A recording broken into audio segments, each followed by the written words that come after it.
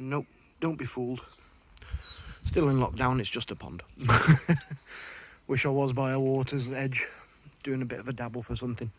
What I'm going to talk to you about today is my fly rods. There's just a couple of fly rods that I've got out here just to show. Two ends of the spectrum. I've got a high-end fly rod that is, an expensive one really for what they are, and a budget fly rod. Now both work very well in their respective fields. I use them both all the time, all for different types of things. Fly fishing, in my opinion, is the purest form of catching fish.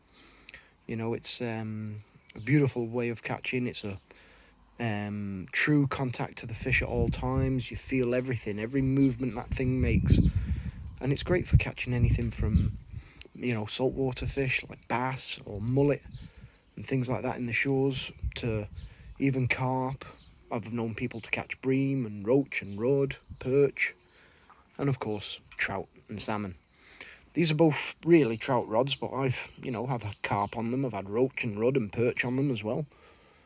And I'm just going to talk you through some of the features and what they actually, have that I like about them. I'll start off with the Witchwood True Fly. This is a 9-foot 6-weight fly rod. They all come with these short butts. Your reel locks into place by sliding under the cork, and then you reel up the base seat into place to hold it. They have a hook keeper ring there, so that when you've got your fly on and you want to walk around stalking or looking at the fishing from the rivers and things like that, your fly is safely secure there. When you set them up, they each have these little white dot markers on the sections, and what they're for is so that you can line up your sections perfectly. This is a 4-piece fly rod. I prefer these 4-piece rods rather than the 2-piece ones, and some of them even 3-piece. I don't know why, maybe for convenience of it fitting in the car, but I do feel they hold well.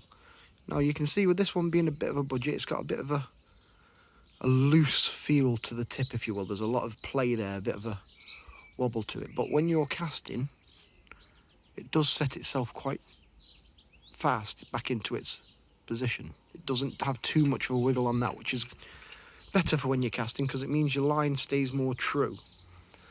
And of course, what they do have is this very, very durable flexibility for casting, so that you're never going to really break them through excessive use or anything like that. The eyes on them, you always normally have a Fuji type double-legged eye as the first one, and then they move off into these what they call snake eyes, and these are supposed to allow the travel of the thicker fly lines through more progressively, easier and straighter, so that it doesn't get held up. Now on this rod, I normally use it's an Okuma 6-weight fly reel loaded with a wet line. This is normally my wet fly rod. For whatever reason, I like to carry 2 rods, one with wet, one with dry. But that has, oops, drop it now and break it. That has caught me many a trout up to 7-8 pound. It's had carp to double figures, and it handles everything lovely. It's a really good budget fly rod. I think at the time it cost about 50 or 60 pound. That was all, from the shop. So it wasn't like I managed to find a bargain online or anything like that. That was just its price in the shop. And it served me well. I've had it for about, 4 years now, 5 years, and not a problem with it. As you can tell, it still looks brand new, and it's a cracking bit of kit for the money. Now, the second one I'll move on to is the Snowbie Spectre. Now, this was a bit of a birthday present for myself last year, and I've used it a few times, not too many, but I bought the set. I bought the rod, which comes with its tube, case, and I bought the Spectre reel with its case of cassettes. Now, I've only got the one cassette spooled up, the others are waiting. On there I've got a dry line. I think it's a weight forward 6-weight. The reel can be used on a 5 or 6-weight rod. But the thing I liked that was intriguing me about this rod, again, as you can tell, I've still got all the plastic on the handle, is it's got all the same designs as the Witchwood. It's got the hook keeper ring, the double locking button. Now on the locking mechanism on this one, if you can see there, there's like a little crystal, and that is so that you know it's lined up with the housing for the reel when you're putting it in place, because some of them you just don't know, you've got to keep rotating it round till you get it to fit. But it was a nice little touch really, that. And then as you come up from the hook keeper ring, the first eye is this American double eye. Now when I saw it, I thought, what the heck is that all about? And apparently, again, it's a way of keeping the line straight as it comes off the reel for casting. It keeps it in a more profile, uniform way going down the rod, so you don't get what they call line wobble as you're casting, whether it be through wind or just your wrist action.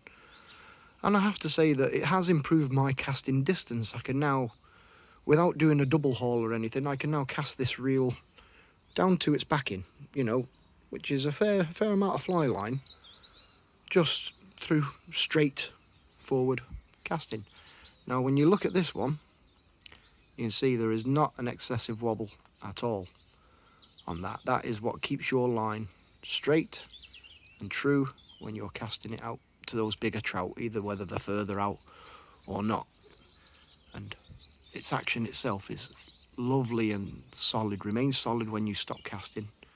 It's an absolutely beautiful rod to use, and it surprised me. It really did surprise me. I know it was, you know, quite a few £100 when I bought it, but the difference of quality of cast, of feel, compared to a budget one, was amazing when I first caught this, or tried this.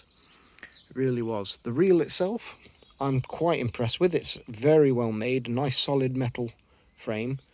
The cassettes, like I say, they're interchangeable. They're just plastic cassettes, so when you want to change your lines, if you are going to use this for multiple things, you literally just pop the little cassette out, insert one of those spare plastic cassettes in there, whether you've got, say, a fast sinking line on one, a slow sinking line, a high floating line, a weight forward line. You can just swap them over and change your technique.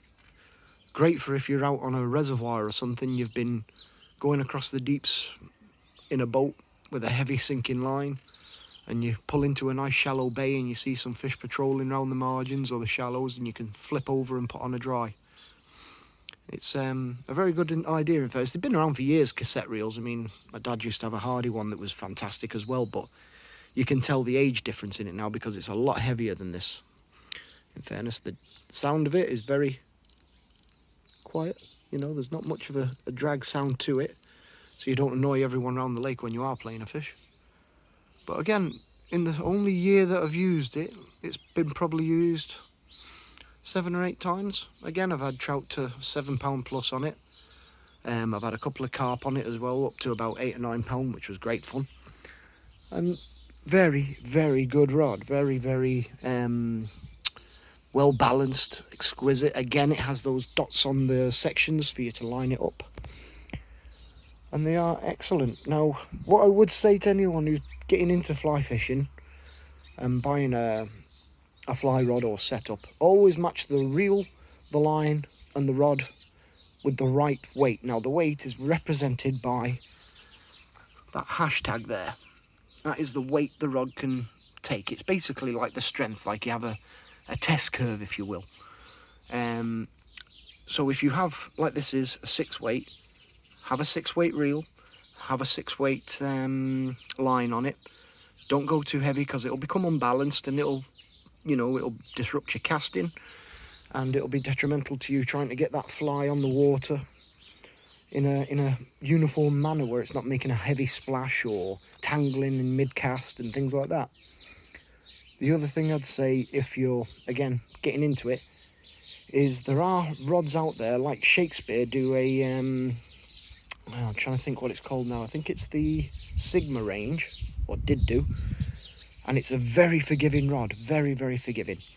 So it's excellent for beginners and learners of the sport because it just helps you progress into getting that further and further casting distance and getting that line lay onto the water properly. It's a very, very good beginner's range. Daiwa as well, I think they have the Pro Fly, That's another very, very good rod for a beginner, but they start a bit higher, whereas the Shakespeare start quite low. They start at anything from £40 to £100 as the entry level. The Daiwas all start around the £80, £90 and upwards, you know. But yeah, if you're going to get into fly fishing, do give it a go at any species, especially carp.